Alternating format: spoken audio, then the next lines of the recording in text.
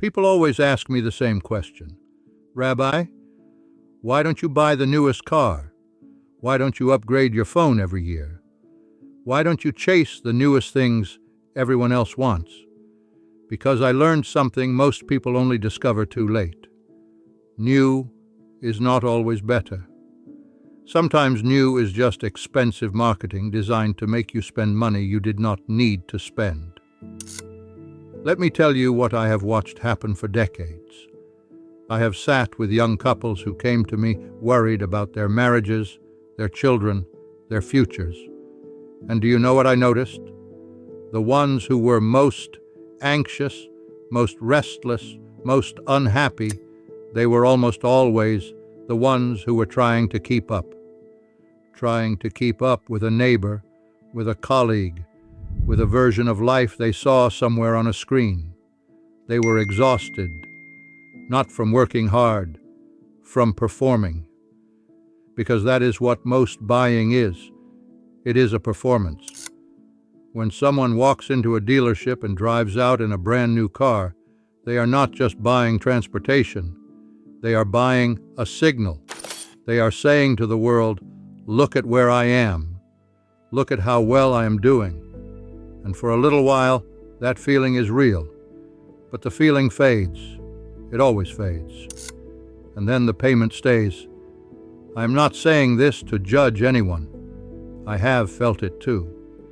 There is a moment, I remember it clearly, standing in a shop many years ago, holding something I did not need, feeling the pull of it. That strange, quiet voice that says, you deserve this. You have worked hard. You should have the newest, the best, the latest. That voice is not your conscience. That voice is a billion-dollar industry that has spent years learning exactly how to speak to you. It knows your insecurities better than your closest friend does. It knows that you want to feel respected. It knows that you want to feel like you are moving forward. And it has learned to sell you that feeling wrapped around a product. Every year, millions of people buy the newest phone, the newest car, the newest piece of technology.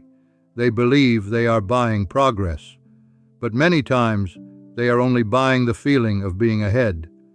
The phone they already own still makes calls, still sends messages, still does everything it did the day they bought it. Nothing changed about the object. What changed was the marketing around a newer one. Someone convinced them that what they had was no longer enough. And the moment you believe that, you have handed over something far more valuable than money. You have handed over your judgment. So how do you take that judgment back? You start by asking a simple question. Not, can I afford this? Because that question is almost always beside the point. A man can afford many things that quietly ruin him. The question I ask is this: why do I want it? Sit with that for a moment. Not the answer you give quickly, the polished one, the reasonable sounding one, the real answer. Because if you are honest with yourself, you will often find that the real answer has very little to do with the object. It has to do with how you want to feel. And once you see that, you can ask the more important question: is there a wiser way to feel that way? I have kept the same phone for years, not because I cannot afford a new one. I can. But the one I have still does exactly what I need it to do. It makes calls. It sends messages. It holds what I need it to hold.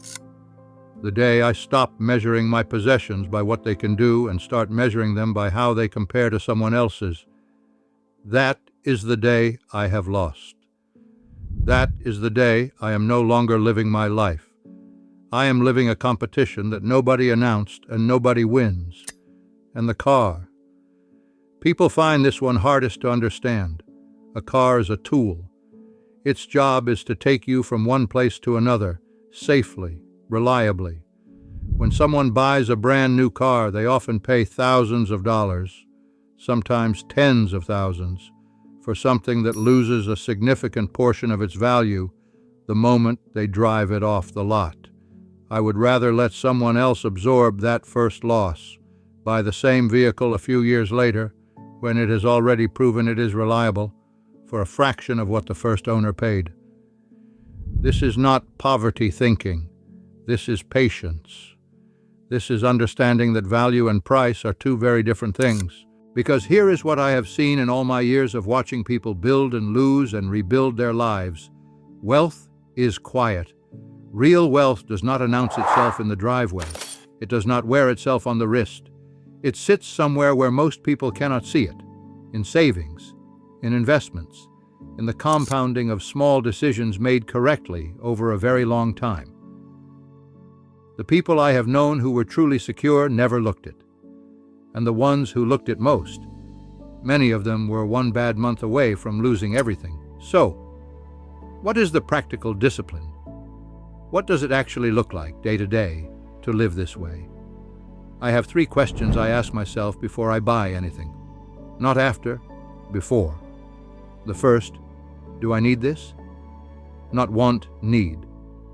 The second, will this genuinely improve my life, or will it simply improve how my life looks to others? And the third, the one that cuts deepest, am I buying this because I decided I need it, or because someone worked very hard to convince me I do? Those 3 questions have saved me more than I can calculate. Not just money, time. The mental energy that goes into maintaining things you never truly needed. The quiet weight of possessions that own you more than you own them. Because money saved is not just money saved. It is money that can move. It can grow. It can work while you sleep. Every dollar spent chasing an image is a dollar that cannot build your actual future, and the future comes for everyone. The only question is whether you prepared for it or performed for it. The lesson I want to leave you with is not that new is bad. Sometimes new is exactly right. The lesson is simpler and harder than that. Never let marketing make your decisions for you. Your judgment is worth protecting.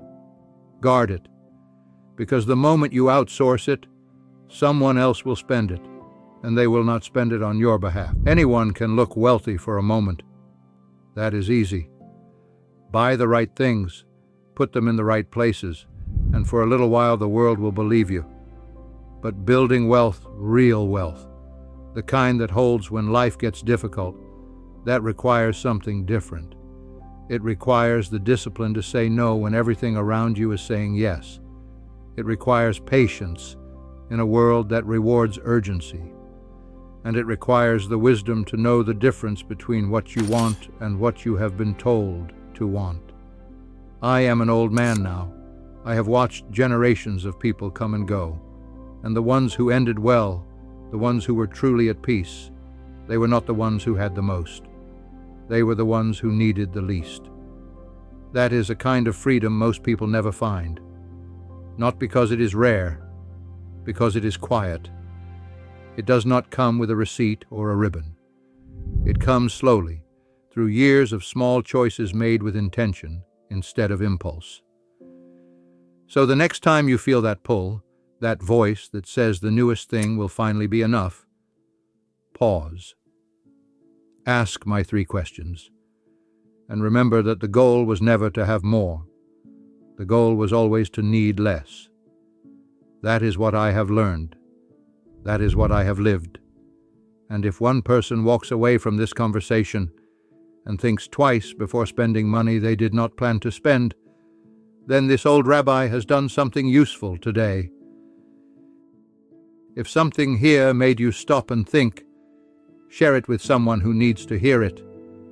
And if you want more conversations like this one, subscribe. I will be here.